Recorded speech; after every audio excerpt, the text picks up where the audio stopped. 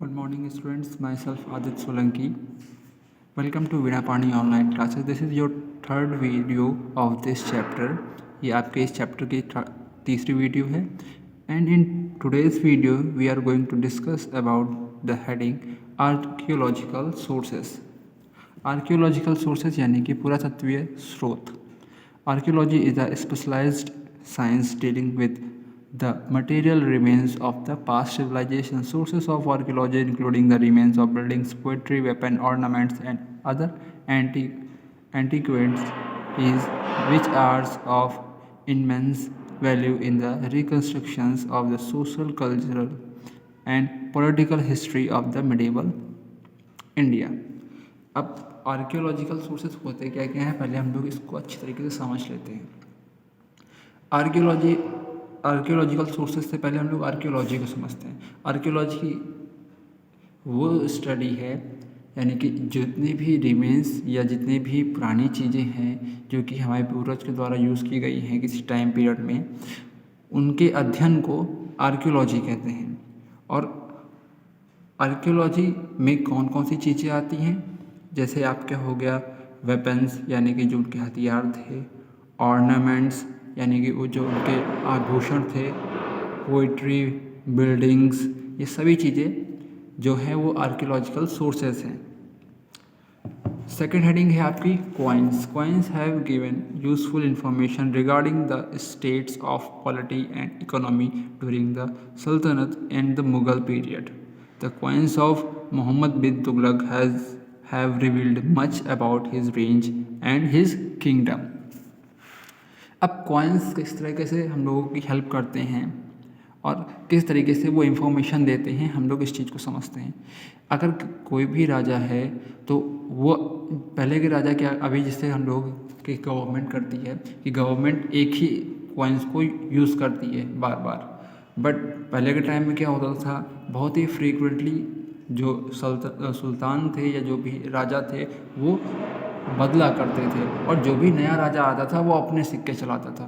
तो हर राजा के साम्राज्य में उसके खुद के सिक्के चलते थे और जहाँ तक वो सिक्के पाए जाते थे, मतलब अगर हम लोगों को सपोज दैट कोई भी साम्राज्य है जो कि डेक्कन इंडिया में है यानी कि इंडिया के बीच के पार्ट में है, ठीक है, उसके सिक्के हम लोगों को मुंबई या महाराष्ट्र तक के एरिया में मिले, तो हम लोग ये समझ जाते हैं कि हाँ इसका साम्राज्य कहाँ तक था, महाराष्ट्र तक के एरिया में था, क्योंकि उसके एविडेंस हम लोगों को यहाँ तक मिल रहे हैं. और कॉइन्स का जो मटेरियल होता है, कॉइन्स की जो डिज़ाइन होती है, वो उस टाइप उस रेंज या उस साम्राज्य के लोगों की इकोनॉमी को बताती है, अर्थव्यवस्था को बताती है कि कैसे कितने अमीर थे वो लोग और उनके स्टाइल क्या था और उनके तरीके क्या क्या थे. नेक्स्ट हेडिंग है आपकी epigraphic sources. Inscriptions are of greater use of pre Mughal than the Mughal period. The range of Bengal sultans Shamuddin Firoz, Alauddin Firoz and the Nizam Shahi king. अब इंस्क्रिप्शंस की जो इम्पोर्टेंस है वो प्री मुगल पीरियड में ज़्यादा है अगर हम लोग मुगल पीरियड से कंपैरिजन करें. अब प्री मुगल पीरियड यानी कि जो मुगल पीरियड के पहले का पीरियड है, क्योंकि तब तक जो हम लोगों के पास रिटर्न रिकॉर्ड्स थे वो बहुत ही कम थे प्री मुगल पीरियड में.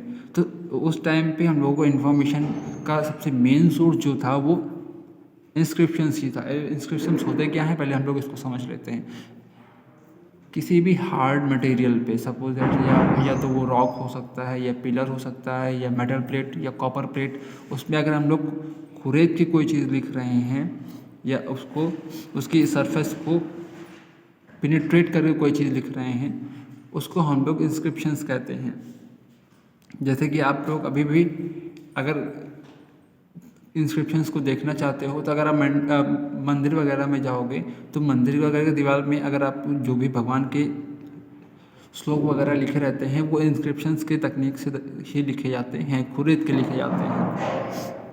तो ये हालांकि टेम्पल का जो मैंने एग्जांपल दिया है उसका यहाँ इस हेडिंग से कोई भी रिलेशन नहीं है, बट मैंने एक चीज़ आपको बता दी कि कैसे आप उसको बेहतर तरीके से समझ सकते हो.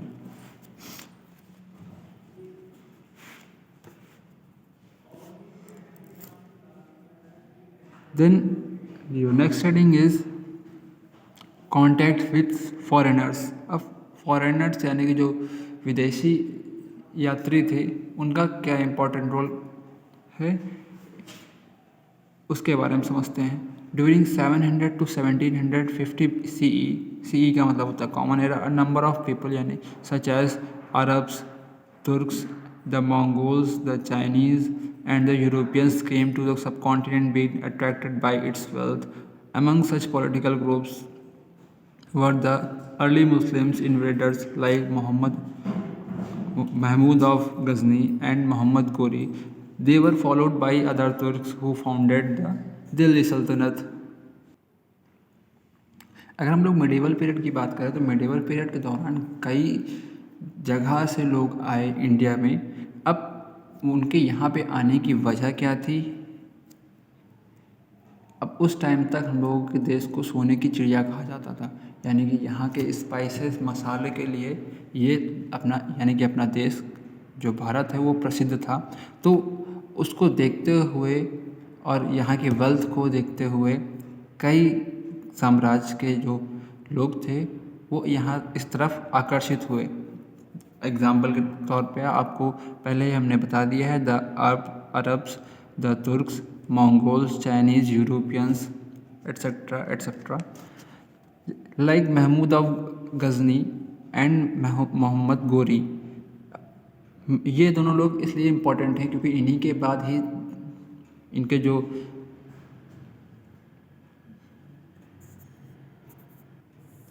जो स्लेव्स थे उन्होंने ही दिल्ली सल्तनत की स्थापना की। इस वजह से मैंने इनको अलग से रीड किया था।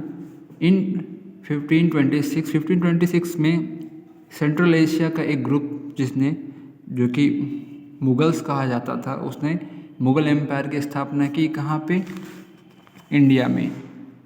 और कई रिलीजियस ग्रुप भी इमर्ज हुए उस दौरान। आपकी नेक्स्ट हेडिंग है religious tradition. Religion play a predominant role in the medieval Indian society. In this period, major development in religious tradition and important changes took place in Hinduism. During buildings temples became an important activity among the Hindu rulers. The rulers also patronized learned Brahmins and granted them tax-free land. Thus, many Brahmins became wealthy and powerful. They used their power to make the caste rule and religious norms very rigid. यहाँ पर religious tradition के बारे में बताया गया है कि मुगल नहीं, मिडीवल की बात कर रहे हैं हम। मिडीवल पीरियड में कि रिलीजन ने कितना इम्पोर्टेंट रोल प्ले किया। उस टाइम पे हिंदू के बीच में यानी कि जो हिंदू रूलर्स थे उनमें बहुत ही एक इम्पॉर्टेंट एक्टिविटी चलती थी कि वो टेम्पल्स का फॉर्मेशन करवाते थे या टेम्पल्स बनवाते थे, मंदिर बनवाते थे।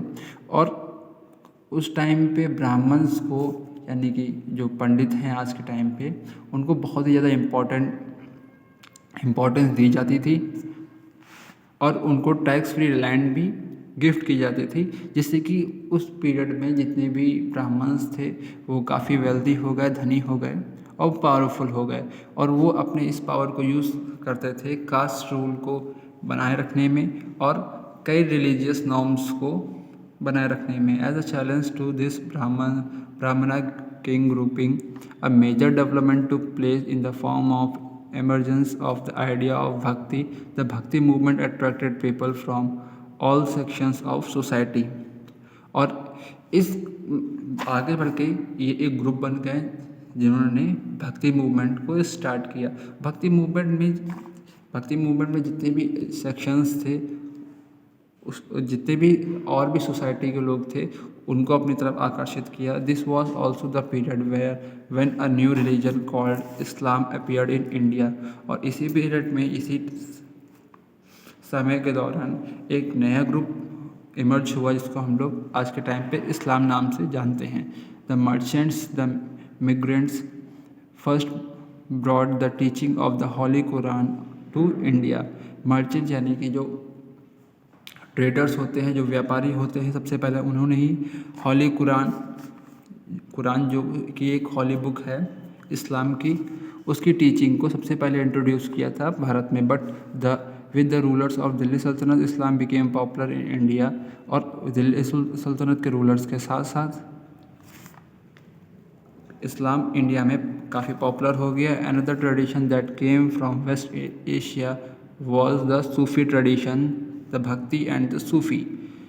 और एक और ट्रेडिशन जो कि वेस्ट एशिया से लाया गया था वो था सूफी ट्रेडिशन।